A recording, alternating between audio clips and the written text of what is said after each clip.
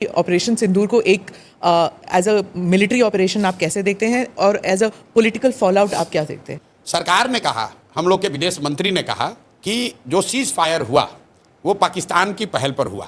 तो अगर पाकिस्तान के पहल पर सीज फायर हुआ इसका मतलब कि पाकिस्तान दबाव में था। तो अगर पाकिस्तान दबाव में था 1 दिन या 2 दिन के ऑपरेशन सिंदूर के बाद, तो भाई आप काहे सीज फायर किए? आपको 2-4 दिन और चलने देना चाहिए था, वो पाकिस्तान को मार के सेना वाले ठंडा कर देते।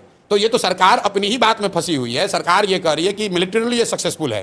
तो जब सक्सेसफुल था, पाकिस्तान घुटने पर आ गया था, आपसे सीज फायर के लिए रिक्वेस्ट कर रहा था, तो आपने सीज फायर किया क्यों? देश की जनता तो यही पूछ रही है कि भाई सीज फायर ये अचानक से क्यों हो गया? ट्रंप जी अपना अलग डफली बजा रहे हैं कि हमने अमेरिका से ही करा दिया। तो भाई ट्रंप की बात को हम क्यों मानेंगे? हम तो अपने देश की बात, सरकार की बात मानेंगे। हमारे देश की सरकार कह रही है कि पाकिस्तान के रिक्वेस्ट पर सीज फायर किया गया।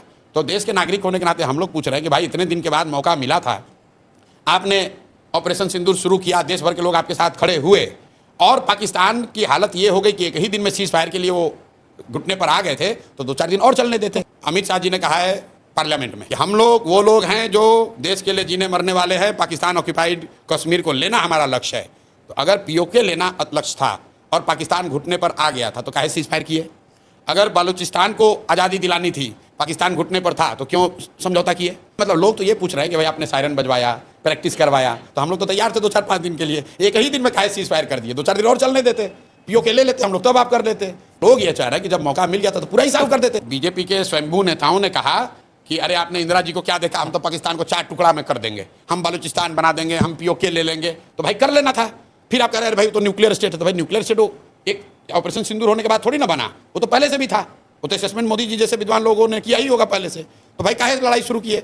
और किए तो पूरा करना चाहिए। देश की जनता ने तो नहीं कहा कि हम लोग न्यूक्लियर वाले से डर रहे हैं। भाई बीजेपी को अगर आप मुझे एनालिस्ट पूछेंगे तो चुनावी नुकसान होगा जिस मैनर में ऑपरेशन सिंदूर को जिस मैनर में रोका गया, और खासकर ट्रंप के ट्वीट के बाद। मैं अपना अनुभव आपको बता रहा हूं। मुझे किसी ने अमेरिका से भेजा उस समय कि ट्रंप ने ट्वीट किया है कि सीज फायर हो गया। तो मैंने कहा यार फोटोशॉप होगा, ये ऐसा कैसे हो सकता है? ये विश्वास नहीं कर सकते हो आप। स्पीच था उनका। हाँ नहीं, ट्वीट पहले, सबसे पहले ट्वीट आया था। तो मुझे ऐसा लगा, मुझे खुद लगा कि अरे यार ये तो हो ही नहीं सकता है। तो मतलब देश की जनता को ये लगा कि यार इतना बड़ा जब हम लोग तैयार, मेंटली प्रिपेयर हो ही गए थे, तो 1-2 दिन 4 दिन एक उसको लॉजिकल कंक्लूजन तक ले जाना था। नहीं ले गए, चलिए उनका डिसीजन है, लेकिन नहीं हुआ। मतलब पॉलिटिकल वो खुद भी कह रहे नहीं हुआ है। उसके बाद आप मोदी जी का बयान सुनिए।